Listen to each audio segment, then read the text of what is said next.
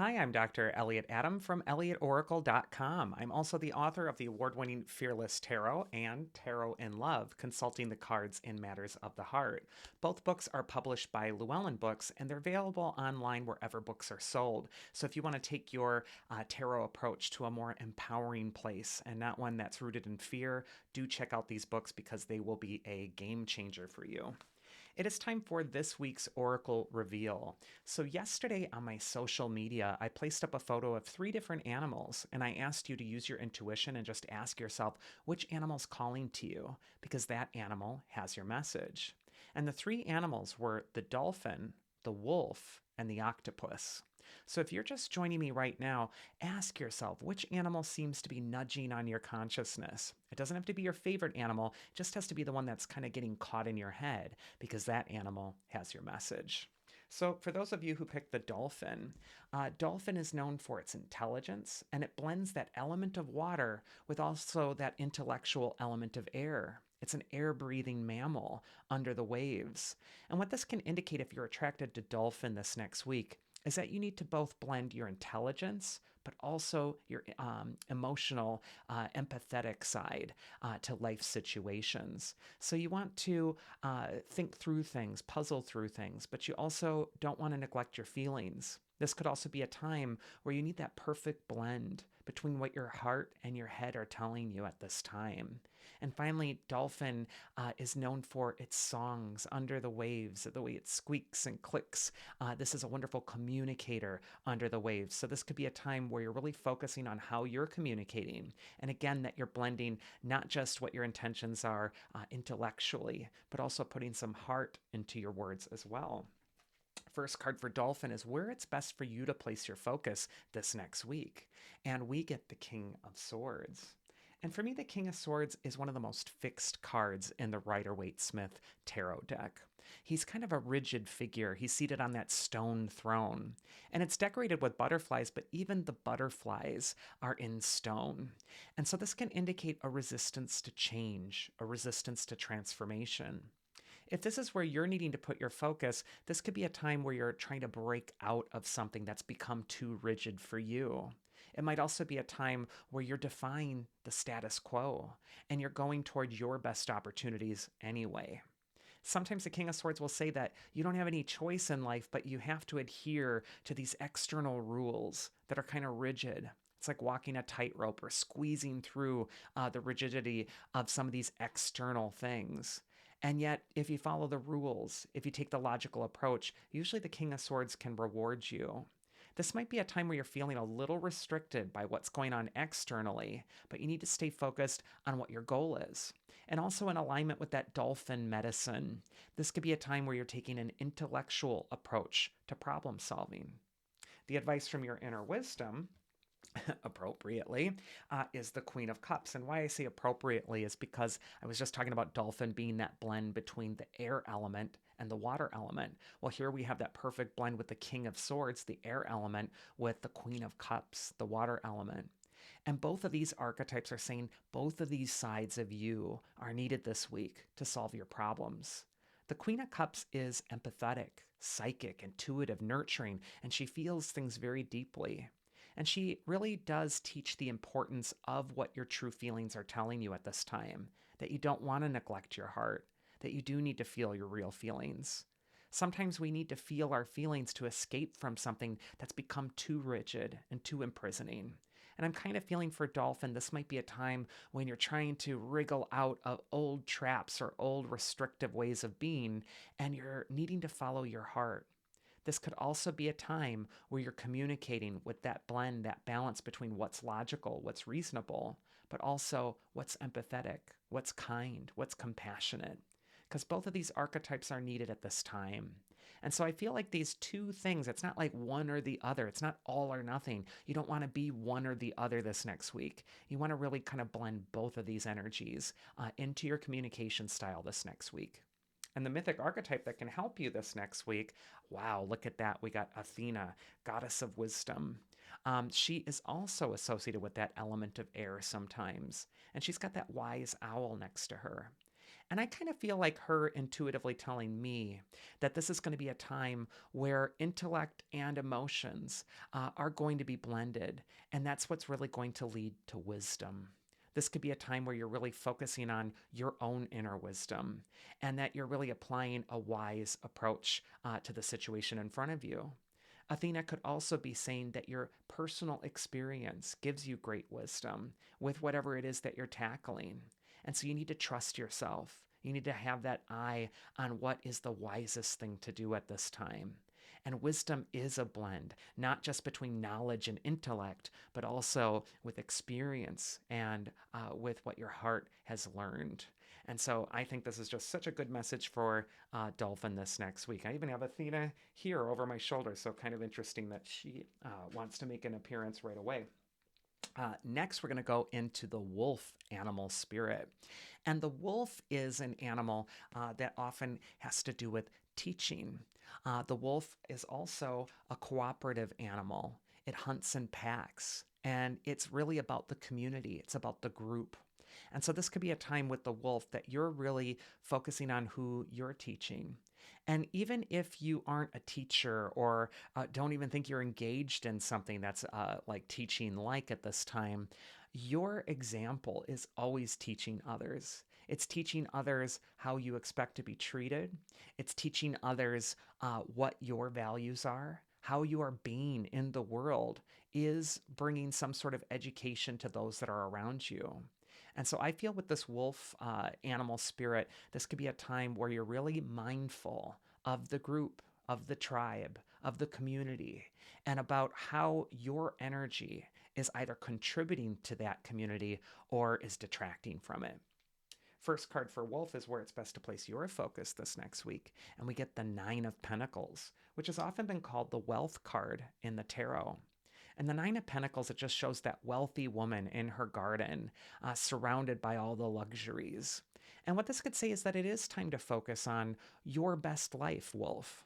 This could be a time where you're focused on what your long term goals are, what you're trying to accomplish or achieve.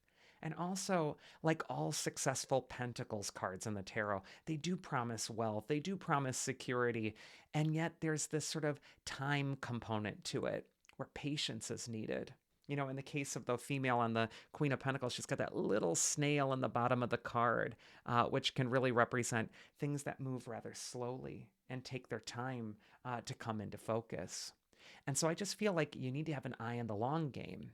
And whenever I see the Nine of Pentacles, it's also a card of raising your personal standards of excellence and not accepting anything but the best. This could also just be a time to luxuriate in all the things that you've earned.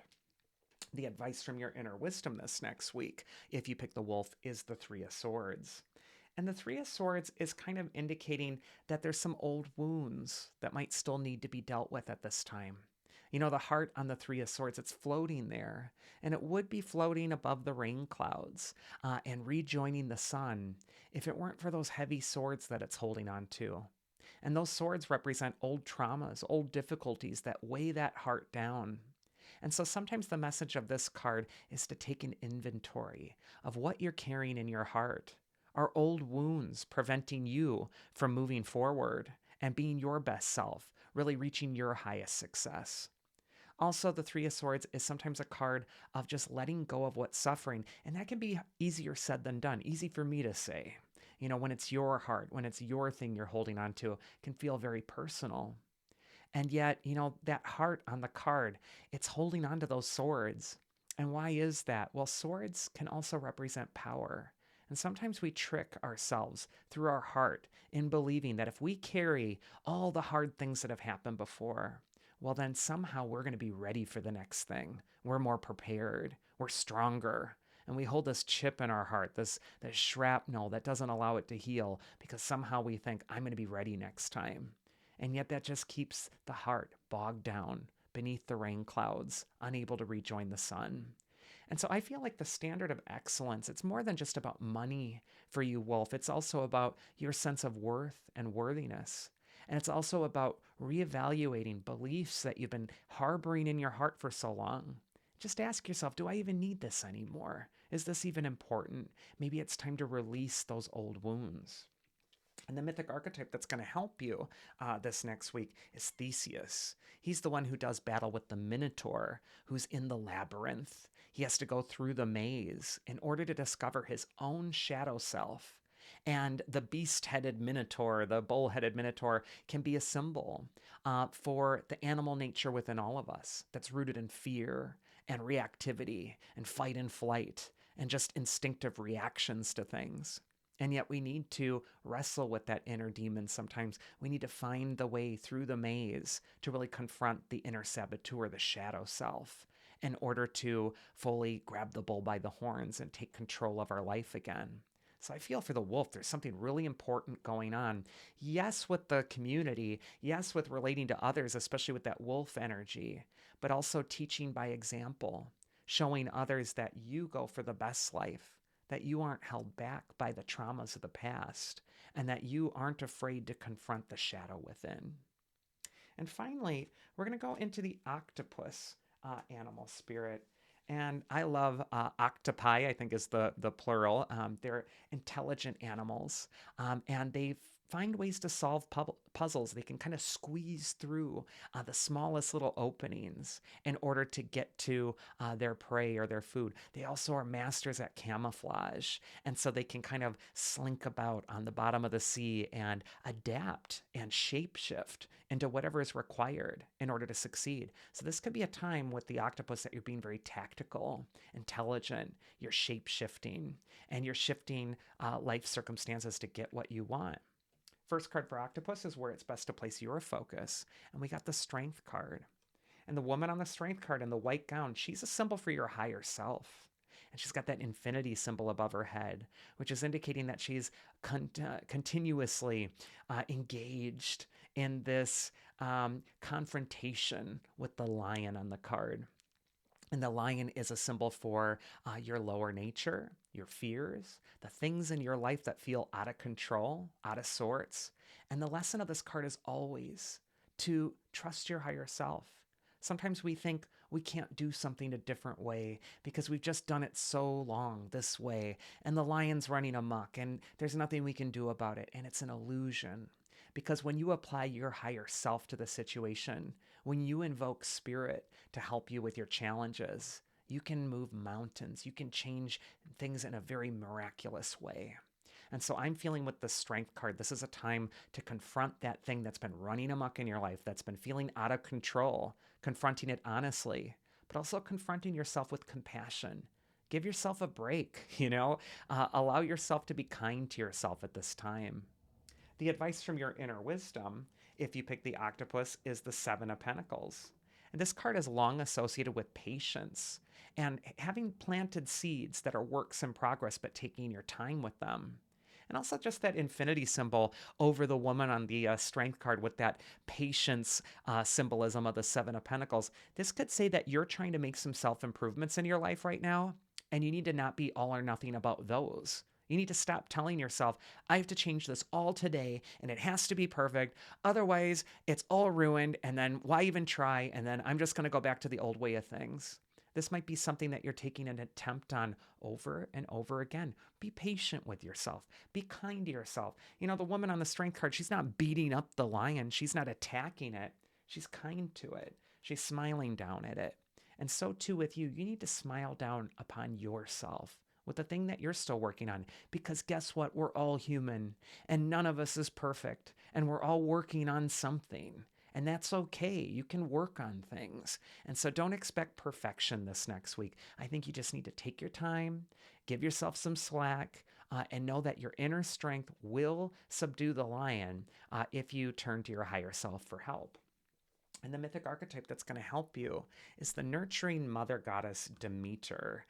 She is the goddess of the harvest. It's very interesting. We got this little scene of someone in the garden who's growing the crop, and then we have the goddess of harvest ahead. I feel like a good harvest is assured for you if you pick the octopus. And it might be a time like the octopus where you're finding new approaches, new solutions to things that look like they're closed off to you. And yet that abundant harvest is waiting for you. And all the fruits of your labors are going to be there in a time to come, even if it does feel like a little bit of a struggle right now. So do not allow your fear to talk you out of these best opportunities. And that is this week's Oracle. I do hope you enjoyed it. If you did, you'll absolutely love a one-on-one reading with me, and you can book that at elliotoracle.com. You'll be able to see my schedule there. And I'm also pleased to announce that in the next coming weeks, I'm going to be available on Saturdays now by popular demand. I know that a lot of you have off on Saturdays, and that would be the best time for you to get a reading. So do check out my calendar at elliotoracle.com and schedule a reading with me. Those Saturday slots are probably going to fill up fast, so get on that. Also, if you like this video, please do like, share, subscribe, comment, add an emoji in the comments box, because that really does help this community and this channel grow. I hope you have a wonderful week, whatever you're doing, and I look forward to seeing all of you again next week. So please do take care.